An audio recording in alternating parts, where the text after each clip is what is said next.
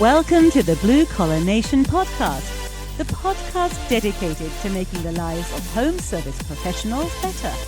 Now join Eric and Larry to talk about all things home service. Hey, it's Larry from SuperTech University, and we are here live on the Super Profit community. And it's a pleasure to see everybody in Facebook world. And we have a couple people here tonight. And thank you, folks, for coming and joining us. We have a couple other people coming in too, which is nice. And we're going to go over sales tonight. And excuse me, my alarms are going off. And I'm kind of going to hit, I changed it up in the last few minutes. And I'm going to hit on some things that are pertinent to sales that we don't always talk about. And I made a regular sales routine with some systems and processes and things to think about, something basic. But there's something that we don't take into consideration. John, what's happening, buddy? How are you today? We don't take into consideration, and I'm sharing my screen that I'm going to share with you. This is a picture of myself and Howard Partridge. I want to give some kudos to Howard. He was Eric and I's mentor. He got us our business going to millions. It was all because of him. So I stole his phrase here, selling isn't telling. So I want to give some kudos to Howard. Howard's the bomb. If anybody wants to know anything about Howard and his phenomenal program, I couldn't say anything great about it. If you have any questions, let us know. So anyway, he talks about selling isn't telling. He has this 7-step process. It's amazing. And I use some of the information from that to create this slide deck. And I got some pictures of people that are selling and everybody's smiling and you want to put a picture and a positive spin on it. But let's be real. When you're selling, it's not always the easiest thing. It's not always the funnest thing. And you're not even sure half the time where you are. And it's very discouraging sometimes. So I was just looking at some pictures. You got people that when you're doing the inspection, you're doing the job, is standing over your shoulder, questioning you, asking you a million things. And you're like, oh my gosh, what's going on? We have all these people just grinding me. Is this sale worth it? And that makes it tough. And then you give them the estimate. You're anxious to give them the estimate because you know this is what many people give you. They're like, are you crazy? I know this woman has a black mouth, but I found the picture. Anyway, there's some anxiety that comes from it. And I'm talking from us, but we have people working for us where you have the same things happening. They're excited for this, but they're not excited for somebody looking over the shoulder. They're not excited for any pushback on the price, and it bums them out. And then they get into a job sometimes because they're so wound up about the sale and the challenges with the client and the sale and challenges with the client. Do I upsell? Do I not?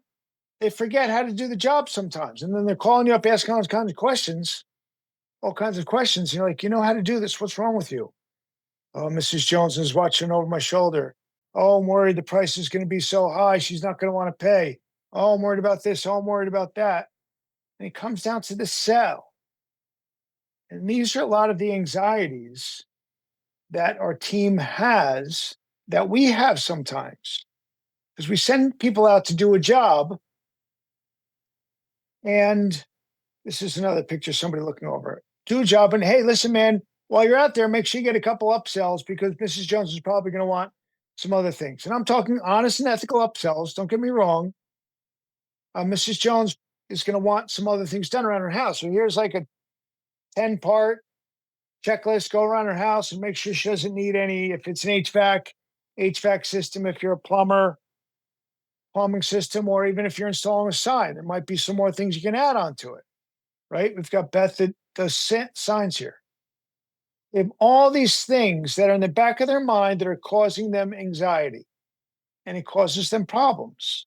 And you have to keep that in mind because they're worried also that their performance is bad and somebody's going to complain about them. They have all these things in their head. We don't always stop and think about them. Okay, because we've been there. Clients mad, clients unhappy, they're complaining, we're losing money on the job. They're thinking, how do I get out of this thing? Can I just pay her to leave or pay him to leave? It's a challenge and it bums your people out. So when you're training selling to your team, there is pain that comes along with this as well. And these are the things you have to think about. The technician's thinking about it as well, or you're thinking about it. I've been on a job cleaning carpet, and the couch is a mess. Mrs. Jones is a pain in the neck, though. She's driving me nuts. That couch, I'm going to make $500 on that couch because I can sell that to her because I can, boom. But that means I have to deal with her. She's going to try and knock down the price. It's going to be confrontational. I got another job I'm going to get to. I'm not motivated to do it. And I'm the owner that needs and wants the money. What do you think's going through your guys? And they're thinking, I don't think I can do that upsell. I don't think I really want this client. I don't think I'm going to give him the estimate, right? You got to work with them. You got to role play with them. You got to train them. You can't just throw them out there, because if you just throw them out there, all that marketing dollars that you paid to get that lead, which is generally hundreds of dollars, and the money you're sending them out, if they're not prepared, they're not ready for it, they're not engaged and motivated, you might as well be throwing money into the fire.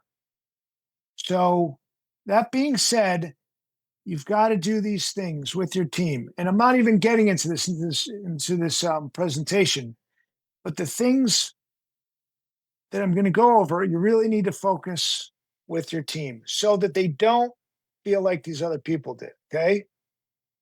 So that was just my 9-minute rant on why it's important to help your team with these things. Okay. So this was my original presentation, right? How do you win or lose a sale? This is really important. Okay. And this is part of what Howard Partridge is showing me. There's like a 7-step process. Ask them how they found us. How did they refer to? Was it from a referral? Was it from a newspaper ad? Well, maybe there's not any newspapers. Was it from the internet, Facebook? Are they a repeat client? Where did they come from, right?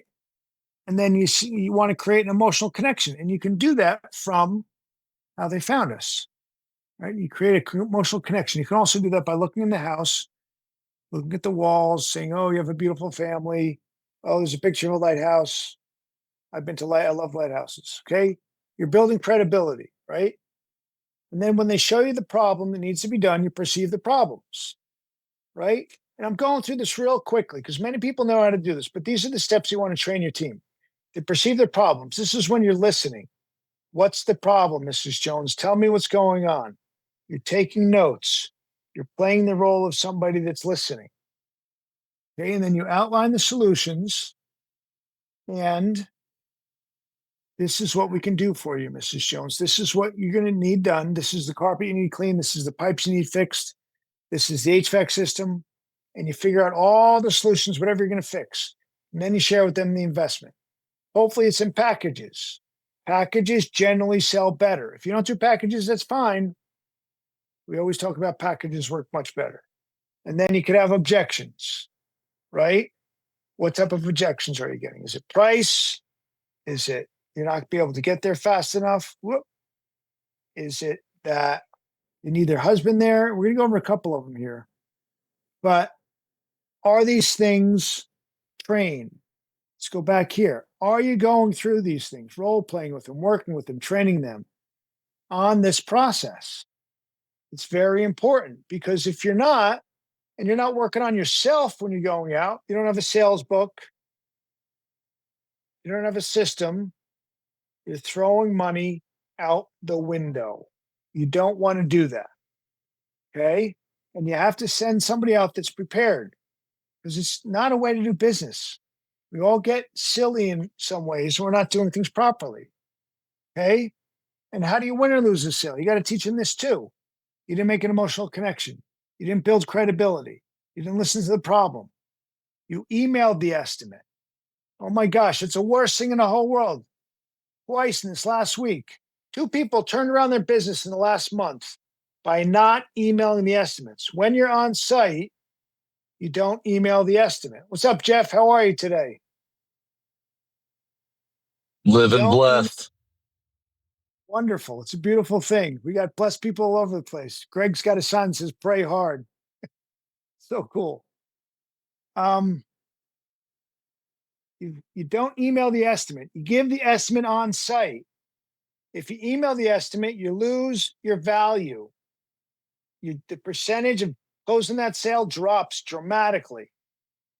Give him the estimate, some type of numbers there. I understand you got to go back and you got to put numbers together and drive it to them and put them on their desk. You lose credibility. And I know it's different with every business. Maybe with commercial signs, it's different. I don't know. But the more connection you can get with the client, the better it's going to be. And you always have to ask them for the follow up. You're going to lose it if you don't ask, when do I follow up? How would you like me to follow up? And there's like hundreds of them here, right? We could go around the room and talk about this all day long. I always said, you didn't wear your booties. Did you wear your booties? My guys look at me, booties. I'm like, yeah, the bucket booties. And the conversation we had before we went out there. Oh, yeah. No, drive me nuts. But when you hold people accountable to doing all these things and you train them how to do it, it works like magic. What's the name of that Zillow? Name of the application that they record the whole Rilla. That's it. You can record the whole sales call. It's not to critique your people, tell them, well, yeah, it is to critique them, but it's not used as a weapon. You're helping them grow by recording the call. That could be something you could do, right? And where are you losing jobs right now? You're not handling objections. You get this all the time. Want to get more estimates. I need to talk to my spouse. The price is too high. All of these can be practiced and passed. Practiced all the time. We all should be practicing these things. They want to get more estimates. What do you think somebody's going to do different than us? Is there something that I didn't hit on? Okay. Do you think that we're not going to be able to perform as the guy down the street? Do you understand everything I'm saying? Yeah, you do. Well, you want to get this now. We can get it done right now. Okay, there's a guy, Joe Crisero, we're very good friends with. He's got a great book. What are we going to do? Read that book, he'll give you great ideas. I need to talk to my spouse. Okay, well, we can get the spouse on the phone right now, or I can have a conversation with your spouse. We can figure out what's going on, but you need to get this done. That's why you called me out here. Let's see if we can get this done right now. The price is too high. Okay, well, what was your budget? Okay, what can we take out of this? Okay, what don't you want done? You know, if you call somebody else out here to do the same thing, they might cut corners. We're not going to cut corners. And all these things get role played on a regular basis. You might not like my responses right now, but you come up with the responses that you want in your company and what you want your people saying. That's what's important. And then where are you losing jobs? Not doing the estimate right now. Okay. So I was talking about earlier. I will have the estimate. I will email the estimate to you. Don't do it. You're going to lose the sale. You just wasted your time going out there. If anybody has any feedback, please chime in. Let me see if there's any messages on Facebook. Do you have any questions? Okay, you got to go over that. Hey, There's Larry. specific. Yes, go ahead. Hey, question. If at all possible, right? If at all possible, would you Yes. pre-qualify the homeowner to make sure that both parties would be there for the That's interaction? yeah, no, that's a great idea. When you're doing the pre-call, your CSRs call, can say that's important. Do most both spouses need to be there? Well, yeah, I make decisions with my Right. husband. Well, do you think we can get him there so we don't have to waste both of our times? So we don't have to explain it to him twice? Because that's one of the objections. Well, you're going to explain it to your husband totally different than I'm going to explain it. He's not going to understand. That's a good idea. That's great. The perfect feedback, Jeff. Thank you. Um, and this is the other problem. People don't ask for the sale. Ask for the sale. Mrs. Jones, when would you like me to do this? Mrs. Jones, I'm here working on the one part of the house with the pipe over here, we can fix this as soon as we're done. We're going to give you a discount because there's no travel to come out here next time. Oh, really? That's so great. We can do that. No problem at all. That's where it's very valuable. Okay. And then they can't afford us. This is not, they can't afford you. This is where your team prejudges the clients. They can't afford us. I'm just going to mail this estimate in. They'll never be able to afford what we're going to be giving them. Prejudge the clients, right? Or your team thinks your prices are too high. This is leave your mom in the van. Joe Crisera talks about this. You've got people, ourselves, our teams that are selling have money issues in their head. They think, oh my God, I can't charge this much. And they're so afraid to charge that much because somebody's never going to be able to pay what they're charging. They're never going to be able to sell it. They're not even going to ask for the sale. So these are just some of the things that we're talking about that you need to go over with your team. And if you're on the truck yourself, you need to go over with them on your own mind on a regular basis so that you can train your team to do these things. So they, and this is what I'm leading up to. You have a system. Where's your sales manual? Your sales book when you go out. You page through it. Show them you have insurance. Show them your business license. Page it back and forth. These are previous jobs that we've done. This is what qualifies us. It's a brag book. Show them testimonials. We had one of those. It made everything so easy because it was a system and it's what we wanted to tell Mrs. Jones. What are your packages? Do you have options? Everybody doesn't always want everything done right then and there. Or they want more done and they want a little bit of a discount. So that's where the options come in. Okay. How are you dressed? How do you go out when you're selling your jobs? Or when you're on the job, what type of materials do you have with you when you're doing the upsell? And then again, how often do you role play? Nobody likes role playing. I always bring up role play. It's the worst. I'm the first guy to admit it. But I'm the first person to say that it works. If you don't think it works, you haven't done it or you're lying because you don't like it so much. Because role playing works. It makes a difference. Once you have a system, then you can hand it off to your guys. Maybe you have a woman working for you, maybe a guy working for you. I always think it's best to have a woman going out to the estimates because the majority of our clients are Mrs. Jones. Mrs. Jones is more comfortable with a woman. And if you can train that woman to close, her closing rate is generally higher. Wonderful. And check this out. This is the biggest thing. If anybody take a picture or screenshot of this, one of my colleagues, I was talking to Greg about this. His name Connor. He's this kid. I shouldn't say. He's a young man, and he's got his own business, and he hires people. So if you ever want to help hiring, help you out. But this is what he shared with us. I notice I recommend framework. It's a 2-sentence script. It's very easy. There's not a lot of hurdles here for people that don't want to talk to the client or sell to the client, and it takes a lot of the fear away. You find something in the house, outside of the house, wherever you're working, and you take a picture of it. And you walk up to Mr. Jones, Mrs. Jones. And while I was walking around your home, I noticed that I saw this pipe leaking. Is that something you would like us to do while we're here, or would you like us to do it yourself? Simple. And it's a takeaway because you say at the end, or would you like to do it yourself? It takes the anxiety away from whoever's presenting this to the client. And then if you show the picture of it, you've got actual evidence. Mrs. Jones, your angle stop's going to burst anytime now. Take a look at this picture. Mrs. Jones, look at your couch. It needs to be cleaned. Take care of your home. I guess you don't want to say that, but Mrs. Jones, your air ducts are so dirty. Mrs. Jones, look at your air ducts falling apart. I was in your attic. Take a picture. I've done this before. You're not going to bring Mrs. Jones up in the attic and show her. You show her what's going on like that.